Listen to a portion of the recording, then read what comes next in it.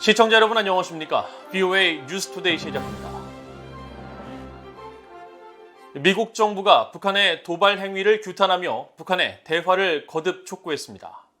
네드 프라이스 국무부 대변인은 18일 정례 브리핑에서 북한의 신형 전술 유도무기 시험 발사 성공 주장과 관련한 질문에 우리는 한반도 상황을 긴밀히 주시하고 있다며 북한 정부는 불안정을 초래하는 행동을 중단하고 관여의 길을 택해야 하지만 그렇게 하지 않았다고 지적했습니다. 그러면서 미국은 이에 대해 일련의 외교적, 경제적, 군사적 조치를 취해왔으며 이는 긴장을 고조시키는 행동에는 대가가 따르고 이런 결과는 북한 정권이 도발을 계속하는 한 지속될 것이라는 점을 명확히 하기 위한 것이라고 강조했습니다.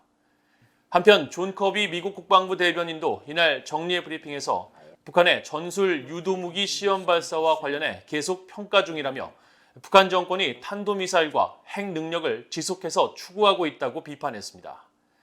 미국 국방부는 앞서 북한 당국의 신형 전술 유도무기 시험 발사 발표를 장사정포 시험에 대한 성명으로 표현하며 동맹에 대한 방어 공약을 재확인한 바 있습니다. 북한 정권이 올해 들어 13번째 미사일을 발사하며 신형 전술 유도무기를 시험했다고 주장한 데 대해 유엔이 긴장만 고조시키고 있다며 이를 비난했습니다. 안토니오 구테르스 유엔 사무총장 대변인실은 18일 지난 16일 북한의 미사일 발사에 대한 VOA의 논평 요청에 북한의 계속된 핵무기 운반 체계를 포함한 핵무기 프로그램 개발 추진은 영내와 국제적 긴장만 고조시키는 데 기여할 뿐이라며 사무총장은 북한의 모든 안보리 결의에 따른 완전한 국제 의무 준수를 거듭 촉구한다고 강조했습니다. 캐나다 외교부는 이날 VOA에 북한의 미사일 발사를 강력히 규탄한다며 캐나다는 북한의 대량 살상 무기와 탄도미사일 프로그램에 대한 완전한 폐기를 지지하며 이를 달성하기 위해 동맹국, 파트너들과의 협력에 전념하고 있다고 밝혔습니다. 마스노 히로카즈 일본 관방장관은 18일 정례 브리핑에서 북한 미사일 발사에 대한 정보를 계속 수집, 분석 중이라며 일본 영역과 배타적 경제 수역에서의 비행은 확인되지 않았다고 말했습니다. 앞서 북한은 16일 오후 6시쯤 함흥 일대에서 동해상으로 발사체 2발을 발사하고 다음날 김정은 국무위원장의 참관 아래 신형 전술 유도무기를 시험 발사해 성공적으로 진행했다고 주장했습니다. 미국 의회에서 지난해 주목받았던 한반도 관련 안건들이 올해 들어서는 대부분 별다른 관심을 받지 못한 채 답보 상태에 머물러 있습니다. 우크라이나 사태와 중간 선거로 인해 경제 등 국내 사안에 관심이 집중되는 상황인데 한반도 관련 입법 활동은 특히 중국 문제와 연계돼 추진되는 양상을 보이고 있습니다. 이조은 기자가 보도합니다. 현재 미국 상원과 하원에 계류 중인 한반도 외교안보 관련 법안과 결의안은 총 12건입니다. 이 중 상원의 미북 이산가족 상봉법안과 오토원비어 북한 검열 감시 대응 법안, 그리고 하원의 한반도 평화법안은 지난해 말까지만 해도 처리에 진전 조짐이 있었지만 올해 들어선 별다른 주목을 받지 못하고 있습니다. 미북 이산가족 상봉법안은 지난해 중순 하원 본회의를 통과한 데 이어 얼마 후 상원에서도 민주당의 메이지 히로노 의원이 관련 법안을 초당적으로 발의해 주목됐습니다. 하지만 올해 이 법안에 추가로 지지 서명한 의원은 1명에 그쳐 총 6명이 공동 발의자로 참여한 채 여전히 소관 상임위인 외교위에 계류 중입니다. 북한 정권의 돈줄을 더 조이도록 하는 오토원비어 북한 검열 감시 대응 법안도 지난해 10월 상원 외교위에서 만장일치로 통과됐지만 이후 별다른 진전이 없는 상태입니다. 다만 상원의 미북 이산가족 상봉 법안과 원비어 북한 검열 감시 대응 법안은 의회 내 당파적 의견이 없는 내용을 담고 있어 비관적으로 볼 필요가 없다는 견해도 나옵니다. 반면 한반도 평화정착 노력을 강조하는 내용을 담은 하원의 한반도 평화법안은 올해 들어 의회 내 관심이 크게 떨어진 데다가 지지의원이 상대적으로 여전히 낮고 의회 내 당파적 이견까지 커 통과 가능성이 희박하다는 견해가 많습니다. 이 법안을 대표 발의한 민주당의 브래드 셔먼 의원은 지난 1월 VOA 인터뷰에서 이 법안을 2월 외교위 심의안건으로 올리도록 노력할 것이라고 밝혔지만 이후 그레고리 믹스 외교위원장이 종전선언에 신중한 입장을 밝히면서 관련 법안 심의에도 전혀 진전이 없는 상황입니다. 의회 관계자들은 러시아의 우크라이나 침공과 올 11월 중간선거를 앞두고 경제 등 국내 사안에 미국 유권자들의 관심이 집중되면서 한반도 관련 안건들이 덜 주목받는 것으로 풀이하고 있습니다. 이런 가운데 최근 들어서 미국 의회 내 한반도 외교안보 관련 입법 활동은 주로 중국 문제와 관련된 법안과 연계돼 추진되는 양상을 보이고 있습니다. 가령 상하원 양원의 조율을 거치고 있는 대중국 패키지 법안이 대표적인데 상원의 관련 법안에는 중국의 대북 제재 이행을 압박하는 북한 관련 조항이 포함돼 있어 최종 의결 여부가 주목됩니다. 한편 올해 하원에서 발의된 북한 관련 첫 안건인 하원의 북한 인권법 재승인 법안은 북한 인권 문제에 대한 미국 의회 내 초당적 기류 때문에 무난히 채택될 것으로 관측됩니다. 북한 인권법의 재승인을 통해서 미국과 아시아 태평양 지역의 안보에 매우 중요하다는 메시지를 보낼 수 있을 것 같아요. 그리고 북한 인권법에 포함된 내용들이 북한의 자유와 인권을 중재하는데 필수적이라는 또 메시지도 보내고. 한편 상원의 북한 인권법 재승인 법안은 의회가 부활절 휴회기를 마치고 워싱턴 의정 활동에 복귀하는 오는 25일 이후 발의될 것으로 알려졌습니다. VOA 뉴스 이조은입니다.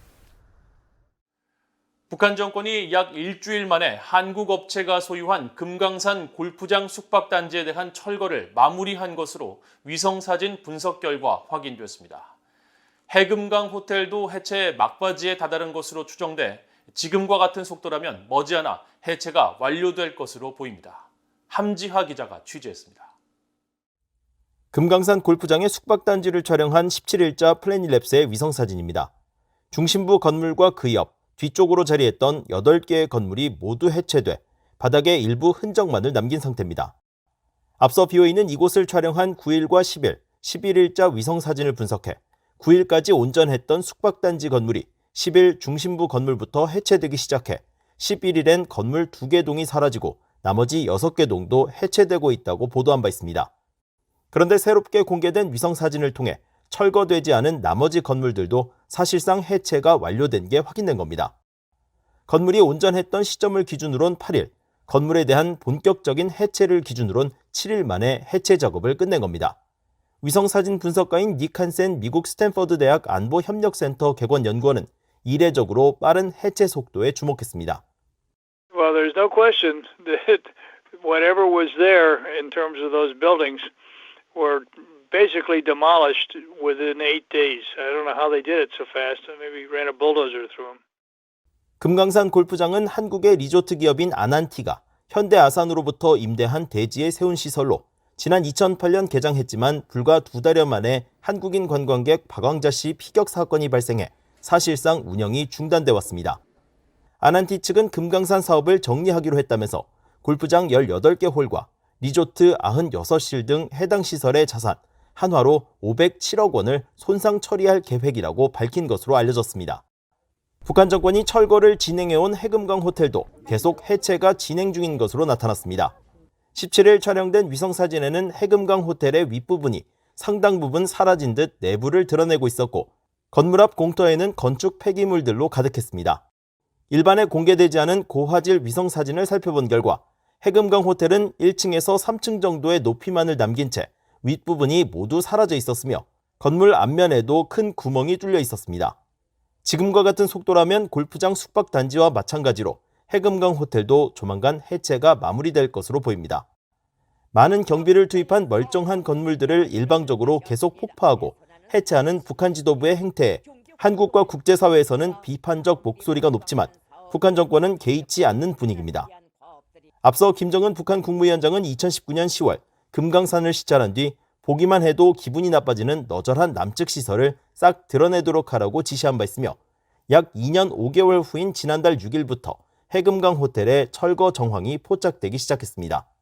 BOA 뉴스 함지아입니다. 국제 암호화폐 전문가가 암호화폐 기관들에 대한 북한 해킹 그룹의 공격 가능성을 경고했습니다. 암호화폐 관련 자산에 투자하는 싱가포르 디파이언스 캐피털의 아서청 창립자는 최근 트위터에 북한 해킹 조직이 암호화폐 공간 내 주요 기업들을 모두 노리고 있을 것이라며 주요 암호화폐 관련 기관들이 표적이 되고 있을 것이라고 말했습니다. 청 창립자는 지난 14일 이후 자신의 트위터 계정에 여러 차례에 걸쳐 북한 연계 해킹 조직의 사이버 공격을 주의해야 한다는 글을 올리면서 정부의 지원을 받는 암호화폐 산업이 극도로 지략적이며 정교한 사이버 범죄 조직의 표적이 되는 것에 경각심을 가져야 한다고 강조했습니다.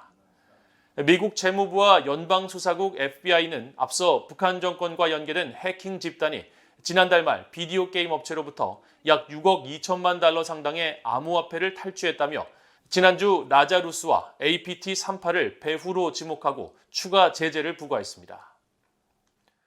북한과 중국의 지난 3월 교역액이 6,063만 5천 달러로 집계됐다고 중국 해관총서가 18일 밝혔습니다. 북한의 수입액은 5,706만 달러, 수출액은 357만 달러에 그쳐 교역은 대부분 수입에 의존한 것으로 나타났습니다. 3월 북중 교역액 규모는 지난해 같은 기간과 비교해 3.2배 증가한 것으로 올해 북중 교역액은 계속 증가 추세를 보이고 있습니다.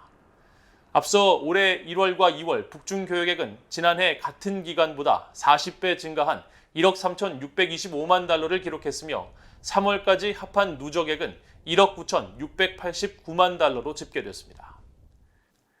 이상으로 VOA 뉴스투데이를 모두 마칩니다. 시청해주신 여러분 고맙습니다.